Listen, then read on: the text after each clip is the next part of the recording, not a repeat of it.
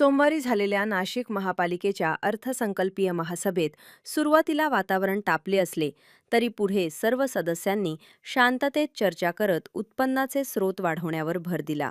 सदस्यांच्या सूचनांची दखल घेत महापौर हिमगौरी आहेरारके यांनी महापालिकेची आर्थिक स्थिती मजबूत करण्यासाठी अनेक महत्त्वपूर्ण निर्णय जाहीर केले. या अर्थसंकल्पात विविध उत्पन्नवाढीच्या उपाययोजनांसह काही ठळक तरतुदी करण्यात आल्या. राज्याचे उपमुख्यमंत्री दिवंगत अजित पवार यांच्या पुतळ्यासाठी जागा निश्चित करण्यासाठी तब्बल 3 कोटी रुपयांची तरतूद करण्यात आली आहे. महापौरांनी सोलर पॅनेल, गुंठेवारी, जाहिरात परवाने आणि शाळांची गुणवत्ता वाढवण्यासाठी स्वतंत्र नियमावली तयार करण्याचे निर्देश दिले.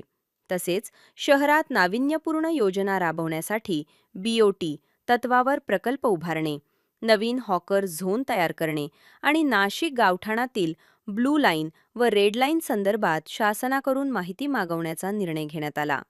याशिवाय महापालिकेच्या उत्पन्नात वाढ करण्यासाठी व्यावसायिक कर लागू करण्याचा प्रस्ताव मांडण्यात आला असून झोपडपट्टी भागात SRA पॉलिसी राबवण्याचेही निर्देश देण्यात आले. शहरातील उद्यानांचे मेंटेनन्स विविध स्वयंसेवी संस्थांना देण्याचा निर्णय घेण्यात आला आहे. दरम्यान पेन्सुला इमारतीचा कर कमी करणाऱ्या अधिकाऱ्यांच्या चौकशीचे आदेश देण्यात आले असून आंबड लिंक रोडच्या रखडलेल्या कामासाठी संबंधित ठेकेदारावर गुन्हा दाखल करण्याच्या सूचनाही देण्यात आल्या. लॉजिस्टिक आणि IT पार्क प्रकल्प BOT तत्वावर राबवण्याचा निर्णय घेत स्थायी समिती सभापती मच्छिंद्र सानप यांनी सादर केलेल्या अर्थसंकल्पाला महापौरांनी आवश्यक दुरुस्तीसह अखेर मंजुरी दिली. बीटे महापौर. खरं तर बजेटवर सगळ्यांनी चर्चा केली आहे. सुरुवातीला जरी आक्रमक असं सभागृह झालं तरी नंतर अतिशय शांततेचं वातावरण या सभागृहात पाहायला मिळालं. आपण सर्वांनीच इथे आपलं म्हणणं मांडलेलं आहे.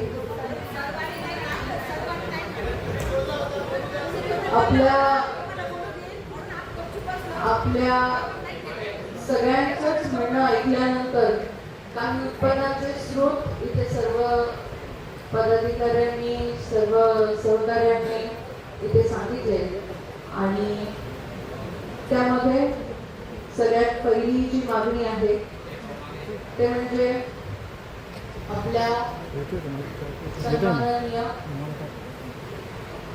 स्वर्गीय अजितदादा यांचा पुतळा जो आपल्याला बांधायचा आहे त्यासाठी जागा निश्चित करून आधी तो बांधला पाहिजे आणि त्यासाठी तरतूद सन्माननीय सभापतींनी केली आहे. त्याचबरोबर कवी गोविंद यांचंही स्मारक जे आहे ते दिव्यांग भवन येथे आपण प्रस्ताव द्यावा असं मी इथे आपणास सांगते. दुसरा विषय इथे जो मांडला तो म्हणजे एक solar captive plant on PPP basis याचा एक विचार आपण नाशिकसाठी संपूर्ण शहरासाठी करणार आहोत. त्याचबरोबर एक गुन्हेगारी आपल्याला जी रेग्युलराईज करून त्याच्यात प्रॉपर्टी टॅक्स लावणं हे अतिशय गरजेचं आहे. छोटी घरं आहे ज्यांना रेग्युलराईज व्हायचं आहे आणि ज्यांना आपल्याला टॅक्स भरायचा आहे त्यांनी ते करून घ्यावं. इलेक्ट्रिक रोड वायरिंग संदर्भात इथे सगळ्यांनी मांडणी केली आणि त्याच पद्धतीने जो काही ठराव 2020 साली आपण इथे दिलेला आहे त्यानुसार याची कारवाई करण्यात यावी. जाहिरात व परवाने यामध्ये जास्तीत जास्त उत्पन्नाचे स्रोत आणि अधिकाधिक कुंभमेळ्याच्या पार्श्वभूमीवर नाशिक शहरामध्ये जेवढ्या सगळ्या परवानग्या दिल्या जाणार आहेत त्यात आपण रेट लिस्ट आणि त्यांच्याकडचे जे काही विविध नाविन्यपूर्ण जाहिराती व ह्या विभागाकडनं आपण त्या उत्पन्नाच्या स्रोताचा विचार करण्यात येईल. शाळा गुणवत्ता वाढीसाठी व इन्फ्रास्ट्रक्चरसाठी अधिक निधीची उपलब्धता इथे करण्यात येईल. त्याचप्रमाणे नाविन्यपूर्ण योजनेअंतर्गत BOTचा इथे उल्लेख करण्यात आला. त्यामध्ये आपण त्याची SOP एक इथे सादर करू. शहर वाढीनुसार नवीन हॉकर झोन तयार करणे हे क्रमप्राप्त आहे आणि त्यासाठी सुद्धा हॉकर झोन विकसित करणे व त्याच्यासाठी SOP तयार करणे. गावठाणासाठी खरं तर एक ब्लू लाईन डिव्हिजन आणि रेग्युलरायझेशनचा प्रस्ताव त्याची एक संबंधित कमिटी शासनाने खरं तर इथे स्थापन केली आहे. त्यांच्याकडे आपण प्रस्ताव सादर करून तो पाठपुरावा करणार आहोत. महाराजांनी इथे ती सूचना मांडली. त्याचबरोबर उत्पन्नाचे स्रोत म्हणून मागे ठराव केलेला आहे व्यावसायिक कर या संदर्भात. त्याबरोबर ऑनलाईन प्रोफेशनल टॅक्स आणि लायसन्सिंग फीचा देखील अंतर्भाव त्यात करून एकत्रितपणे व्यावसायिक कर लागू करणे हे याची सुरुवात आपण करूयात. इथे आपल्या सगळ्यांच्याच बाबतीत प्रत्येकाच्या प्रभागामध्ये काही भाग आहे ज्याच्यात स्लम आहेत आणि त्याचं रिहॅबिलिटेशन करणं खूप अत्यंत गरजेचं आहे. म्हणून SRA पॉलिसी आपण निश्चित करणार आहोत. CSR मधून ट्रॅफिक आयलंड गार्डन्स आणि ओपन स्पेसेस विकसित करत असताना मला असं वाटतं की सगळ्याच प्रभागांमध्ये खूप मोठे गार्डन ओपन स्पेसेस हे मेंटेनन्स पासून वंचित राहिले. अनेक कंत्राटदारांना कॉन्ट्रॅक्ट देऊन सुद्धा आता नवीन पॉलिसी करणं खरं तर उपयोगाची ठरणार आहे.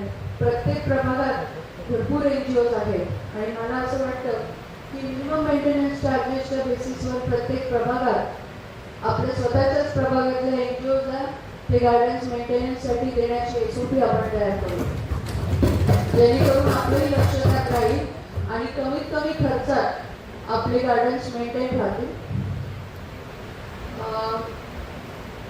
जे काही इथे स्पेसिफिक प्रोजेक्ट्स सांगितले गेले, मला असं वाटतं प्रत्येक प्रभागामध्ये असे काही प्रोजेक्ट स्पेसिफिक असतील ज्याच्यामध्ये चौकशीची मागणी असेल, त्या लोकप्रतिनिधींनी तसं एक पत्र आपण सबमिट करावं आणि त्या बेसिसवर आपण ते करूया. पेनिन्सुला सारखे जे वसाहती आहेत ज्याच्यामध्ये कर हा हळूहळू कमी करण्यात आला, त्याची नक्की इथे चौकशी झाली पाहिजे आणि असे केसेस शोधून त्याच्यावरती जर त्यांना काही विशेष वरदहस्त मिळत असेल तर ते खपवून घेतलं जाणार नाही आणि त्यांच्यावर कारवाई केली जाईल. त्याचबरोबर इथे जो उहापोहा झालेला आहे की कॉन्ट्रॅक्टर आणि काम करत असताना जे काही जीवितहानी इथे आपल्या नागरिकांची झाली त्याच्यावर कठोर कारवाई होऊन पोलीस यंत्रणेतून त्याचा तपास करून त्याच्यावरती काय जे नोंदणी करायची आहे, गुन्हा नोंदवायचा आहे त्याची कार्यवाही करावी.